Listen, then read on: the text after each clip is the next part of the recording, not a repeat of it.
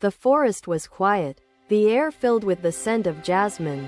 As the disciples gathered near the Bodhi tree, Buddha stood, his robe flowing softly, his serene presence drawing the disciples into stillness and focused attention. He began, "Life is a journey of choices, each shaping the path we tread and the world we inhabit." His voice carried wisdom, calm and deliberate, each word resonating deeply within the minds and hearts of the gathered. "Consider the act of consuming," he said, gesturing toward a basket of fruits placed at the base of the tree. "These fruits are gifts of the earth, born of sunlight, water, soil, and the tender care of human hands. To take them without thought is to rob the earth of its generosity and dismiss the interconnected web of life." A young disciple named Ananda asked, "Master, how do we consume wisely without desire leading us to excess or harm?" Buddha smiled gently, his eyes filled with compassion and understanding for the question burning in the disciple's heart. "To consume wisely," Buddha answered, "is to take only what is needed, appreciating the origin and effort behind its presence.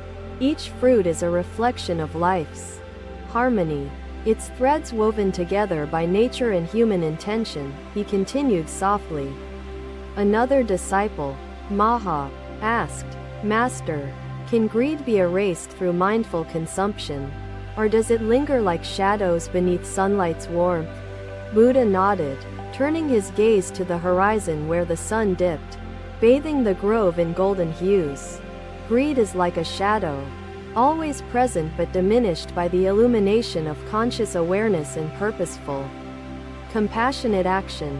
Mindful consumption," Buddha explained, "turns greed into gratitude, transforming ignorance into wisdom and disconnection into interconnectedness."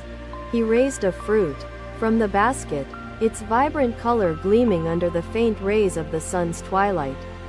"This fruit," he said, holding it gently, "is not merely sustenance. It is a mirror of the giver's intention and effort. Consuming mindfully allows us to honor the giver and respect the circle of life from which all arises," Buddha added. The disciples listened intently, their breaths synchronized with the rhythm of his words, absorbing wisdom as sunlight absorbs dew. A merchant, seeking solace for his ethical dilemmas, stepped forward and bowed humbly before Buddha's compassionate gaze. "Master, my livelihood depends on trade, yet I fear it nurtures greed and disrupts harmony. How can I change this?" Buddha placed his hand softly on the merchant's shoulder, a gesture of assurance and connection flowing like a stream. "Your intention determines the karma of your trade. Fairness, kindness, and awareness turn commerce into a practice of compassion. Trade not to exploit but to empower, recognizing the needs of others while respecting nature's limits," he said with clarity. The merchant nodded, his heart touched by the simplicity and depth of the wisdom pouring forth from Buddha's soul. A bird chirped above, settling on a branch of the Bodhi tree, as if listening to the profound teachings shared. Buddha smiled at the sight, pointing to the bird, "Even its life depends on the earth's balance and generosity. Conscious consumption is not confined to humanity alone. All creatures partake in the cycle of giving and receiving," Buddha said. "The harmony of existence thrives when the act of taking aligns with the purpose of nurturing, preserving, and connecting." Disciples began to understand, their minds lifting veils of ignorance, unveiling the light of truth in Buddha's luminous words. Buddha guided their gaze toward the basket. "You consume not to satisfy craving, but to nurture life's balance within and around. To consume consciously is to plant seeds of compassion in your heart, which grow into blossoms of interconnected mindfulness." He paused, allowing silence to deepen the impact of his words, each moment filled with the weight of reflection. "We are all stewards of this earth, guardians of its cycles, bearers of its wisdom and mirrors of its balance.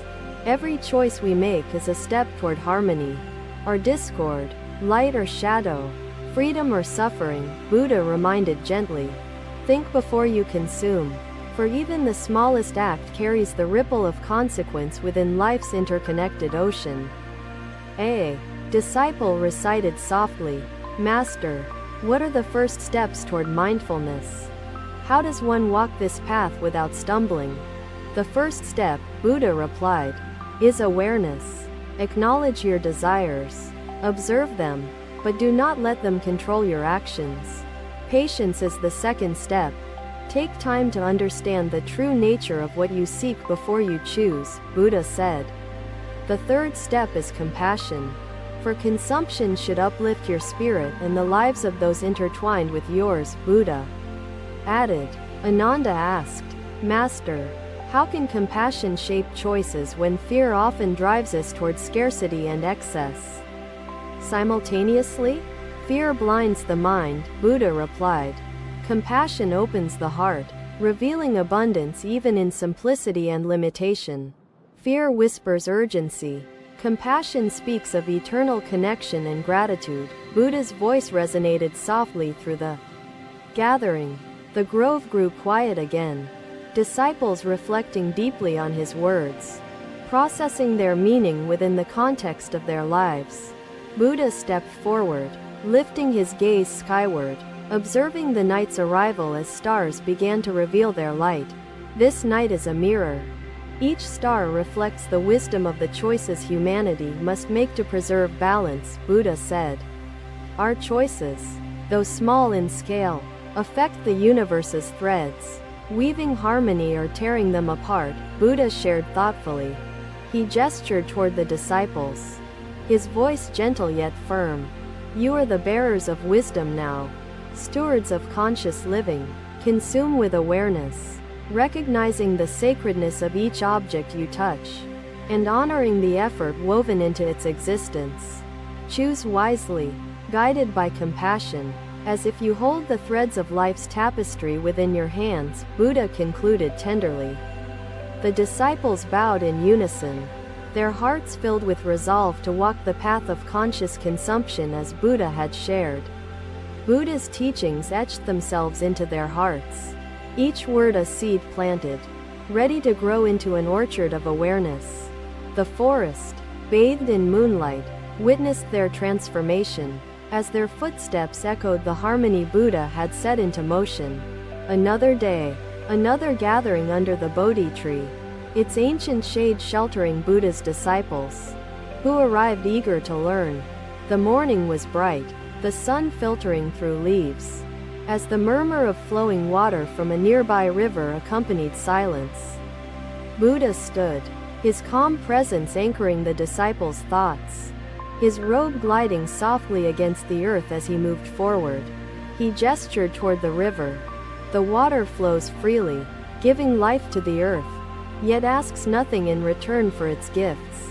The river teaches us, Buddha continued, that giving and receiving are not separate acts, but threads in life's eternal fabric. A disciple named Chanda asked, Master, how do we give without attachment, and consume without taking beyond what is needed? Buddha turned his gaze to Chanda, his eyes reflecting both compassion and the unfathomable depth of wisdom within his soul. To give without attachment, Buddha replied, is to offer freely, guided by love, and not weighed by expectation of return. To consume without greed is to recognize the source of what you take and respect its journey. From origin to you, Buddha bent down, lifting a handful of soil from the riverbank, letting it slowly slip through his fingers toward the ground. This soil nourishes, holding within it the essence of all life's cycles. From decay to rebirth, each interconnected, Buddha said. Consciousness transforms soil into life. Mindfulness transforms life into wisdom, and wisdom transforms greed into harmony, he added softly. A merchant approached, carrying folded cloth, and bowed. Master, I offer this, though I fear my trade is flawed by excess. Buddha gestured to the cloth, his fingers brushing gently against its texture, feeling its quality and the intention stitched within. This cloth tells a story, Buddha began. Its threads are connected to the hands that wove them and the earth's resources. To trade responsibly, Buddha continued, is to honor these threads, respecting the weaver's labor and nature's limits as sacred principles. A gentle breeze carried the scent of flowers from the grove, soothing the disciples as they listened intently to Buddha's words. The threads of life are fragile, Buddha explained. Pull too hard, take too much, and the fabric unravels, leaving discord behind. Mindful trade nourishes life's tapestry, ensuring its threads remain woven together with harmony, resilience, and interconnected purpose, Buddha added gently. Ananda, raising his hand, asked, Master, how does mindfulness illuminate choices when ignorance blinds us to the consequences of our actions? Ignorance clouds the mind, Buddha answered. Mindfulness is the light that penetrates this darkness, revealing truth hidden beneath layers of illusion. Observe the origin of each choice, Buddha continued. Recognize its impact not only on yourself, but on all beings interconnected. The disciples gazed at the river's flowing water, inspired by its simplicity and reminded of its profound message woven into existence. A weaver stepped forward, carrying a basket of threads. Bowing deeply before Buddha, Master, my craft sustains others, yet leaves doubts. Buddha took one thread from the basket, holding it gently between his fingertips, as if observing its essence and purpose. This thread holds the weaver's intention, binding warmth and effort into each garment to nurture dignity and comfort in another's life. Mindful creation transforms labor into love, and consumption into gratitude, turning survival into an expression of compassion, Buddha explained softly. Even threads, he continued, carry consequences, rippling outward to touch lives in ways invisible yet profound across time's vast ocean. The disciples began understanding, their minds tracing Buddha's wisdom, unraveling ignorance and weaving it into fibers of newfound awareness and clarity. Buddha pointed to the river's currents. Let your choices flow like water, nurturing life without stagnating or destroying the balance it sustains. Mindful giving and consumption harmonize, flowing like currents that carry life forward without diminishing the source that feeds their motion. The grove grew quieter, the chirping of birds interspersed between moments of silence as disciples reflected deeply on Buddha's teachings. Buddha turned his gaze skyward, watching clouds shift and reshape as the day unfolded its beauty, urging them toward reflection. These clouds remind us, Buddha said, that transformation begins within, shifting from greed to gratitude and ignorance to wisdom over time. Consume with purpose, knowing that each act, however small, carries ripples extending outward, shaping the web of interconnected existence, he concluded. Another day, another moment to awaken under the same Bodhi tree, its canopy swaying gently in the morning breeze. The disciples gathered again, their eyes reflecting eagerness and reverence, awaiting the wisdom that Buddha would bestow upon them. Buddha stood near a polished mirror placed on the ground, its surface reflecting the light of the ascending sun. This mirror, Buddha began, his voice calm yet firm, reflects not only your face but the truth of your actions. He pointed to the reflection. When you consume, you place before yourself a mirror of desire, revealing what lies within you.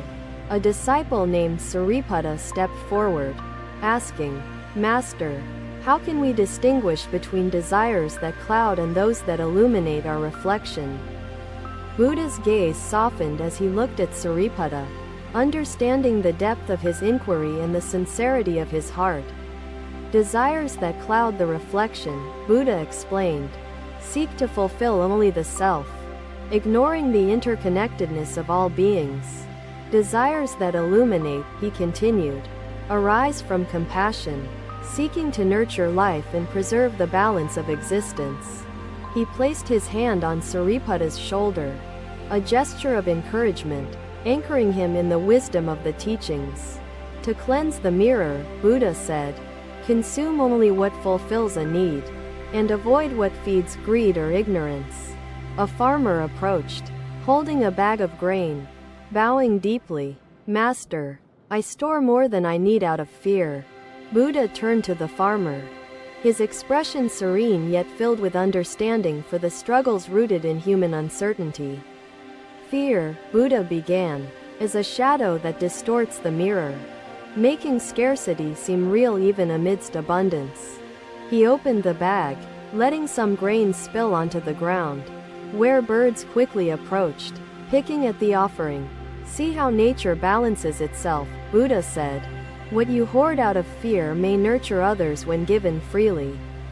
By releasing attachment, he continued, you cleanse the mirror, revealing the reflection of interconnectedness and abundance within simplicity. The farmer nodded, his heart touched by the simplicity and profundity of Buddha's words. His fears beginning to dissipate, Buddha gestured toward the mirror again. Observe yourself in this mirror not to admire, but to understand the essence of your being. Each choice you make, he said, leaves a mark on the mirror, shaping the reflection you carry through life. A disciple named Rahula asked, Master, what if the reflection shows shadows of past errors? How do we cleanse what has passed? Past actions, Buddha replied, are like dried mud on the mirror. But water, patience, and mindfulness can wash them away. Let the light of awareness guide your present actions, and the shadows of the past will lose their grip, he added. The disciples began to understand, their minds embracing the teachings, unraveling ignorance, and weaving clarity into their reflections. A potter approached, carrying a clay vessel, bowing before Buddha. Master, this vessel is empty. Does it reflect my inner void? Buddha gently touched the vessel. This vessel is not empty. It holds space, potential, and the wisdom of transformation within. Emptiness, Buddha continued, is not a void to fill, but a space to nurture, a reflection of infinite interconnected possibility. The potter bowed deeply, his heart filled with a newfound understanding of the harmony within the emptiness he had. Misunderstood, Buddha turned back to the disciples, his presence radiating calm as the grove fell silent except for the rustle of leaves. The mirror, Buddha said, is not a judge but a guide, revealing what you must see to walk the path of wisdom. To consume consciously, he continued, is to polish the mirror, ensuring your reflection aligns with the truth of interconnected existence. The disciples sat still, their breaths attuned to the rhythm of Buddha's words, absorbing each sentence as nourishment for their souls. Buddha lifted the mirror, holding it so the sunlight reflected back toward the gathering, its light touching each face softly. This light, he said, reminds us that wisdom illuminates even the darkest corners, making clarity possible where shadows once reigned. Conscious consumption is the polishing cloth, clearing illusions, revealing truth, and transforming choices into acts of harmony, Buddha concluded. As the disciples bowed in unison, their hearts were filled with the resolve to carry this wisdom into their daily lives. The Bodhi tree stood witness to their transformation, its ancient roots anchoring the wisdom now etched into their beings. Thank you for watching. Buddha's teachings are always with you. Subscribe to our channel and we will see you in the next video.